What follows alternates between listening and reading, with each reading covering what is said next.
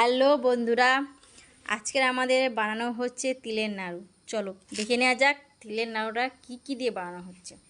তো প্রথমেই দিয়ে দিয়েছে নারকেল কুড়ো, তারপরে দিয়েছে ময়দা, তারপরে দিয়েছে চিনি, তারপরে সুজি, তারপরে পরিমাণ মতো লবণ, আর দিয়েছে চালের গুঁড়ি দিয়ে এবার দিচ্ছে তিল।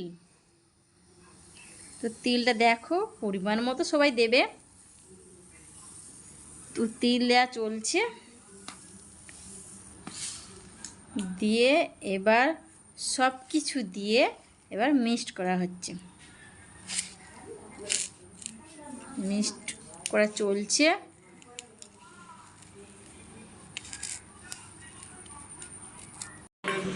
তো আমাদের তিলের নাড়ু করা কমপ্লিট, এবার শুধু ভাজা ভাজা হয়ে গেলে দেখাচ্ছি তোমাদের।